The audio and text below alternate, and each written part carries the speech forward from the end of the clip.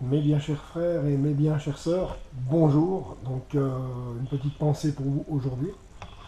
Donc il est vrai que je regarde un petit peu ce que j'ai vécu aussi. J'ai pas toujours été bien inspiré. C'est vrai que j'ai pas toujours été, pardon, super bien inspiré.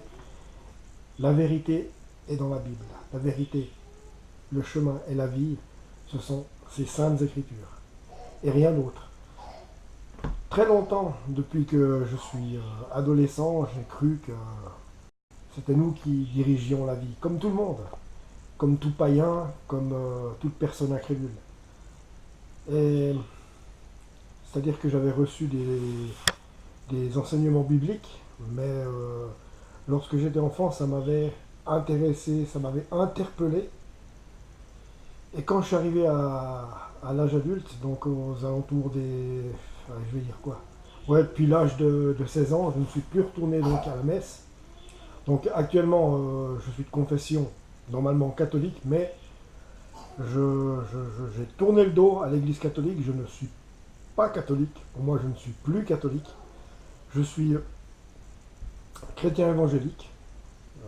L'évangile, la parole du Seigneur, m'a beaucoup plus, je dirais, retenu, attiré mon attention sur la véracité des faits. Pour moi, l'église catholique, le seul problème que j'y vois, c'est que c'est trop de cinéma, c'est trop de mise en scène. Et que déjà, pour moi, on ne peut pas mettre un être humain euh, pour représenter Dieu sur terre. Le pape, ce n'est qu'un être humain. Et à mon avis, c'est pas un être humain qui peut remplacer le Seigneur sur terre. En tout cas pas. Le Vatican, toutes ces idolâtries, les statues, c'est écrit ici aussi. Euh, c'est de l'idolâtrie. Donc l'idolâtrie est le péché que le Seigneur, un des péchés que le Seigneur a en horreur. L'idolâtrie, donc lui qui nous demande d'être humble, qui nous demande d'être nous-mêmes, qui nous demande d'être entiers et surtout voués à sa parole. C'est tout ce qu'il nous demande. Déjà, se repentir des péchés qu'on a commis, déjà dans la repentance. Et ensuite, ouvrir cette Sainte Bible et se nourrir de ce qu'il y est décrit à l'intérieur. Personnellement, je commence vraiment à la lire, vraiment en profondeur. Et plus je la lis, et plus je comprends. Avant, je ne comprenais pas, mais c'est vrai que si vous demandez au Seigneur de vous donner le discernement et la compréhension des Écritures, comme par magie, vous ouvrirez la Bible et vous comprenez. Tout d'un coup, vous comprenez ce qui est écrit dedans. Vous comprenez ce qui a écrit dedans. C'est ça qui est beau. Avant, j'y comprenais rien. Je me disais, mais c'est quoi toutes ces histoires?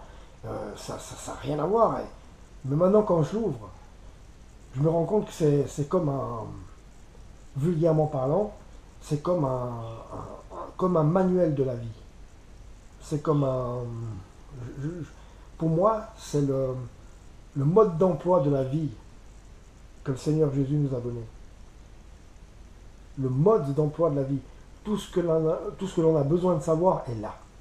Et là et pas ailleurs. Donc je continue à lire les versets, à lire les évangiles, bien sûr, des prophètes, Matthieu, Marc, Sophonie, j'en passe. Et surtout, tout ce qui est écrit, ça se sent. Ça se sent longtemps dans ma vie, carrément. Là, je vais avoir 48 ans et je dirais qu'honnêtement, en tout cas, 47 ans, j'ai été tiède. J'ai même été froid, à la limite de la froideur. Aujourd'hui, depuis 4 mois, je me suis rendu compte de où étaient vraiment les intérêts. Parlons d'intérêt pour notre vie, bien sûr. Pas d'intérêt, je ne parle pas d'intérêt financier. Justement, c'est là qu'il faut comprendre les choses. Vouloir simplement, par exemple, de l'argent pour vivre. Ne pas se poser la question Parce que quand on n'est pas converti, on a trop tendance à vouloir l'argent, l'argent, argent, amour, gloire et beauté. Et c'est faux, c'est archi faux. Je me suis laissé tirer par la main par l'ennemi parce que pendant 3 ans, j'ai enseigné le développement personnel et la loi de l'attraction.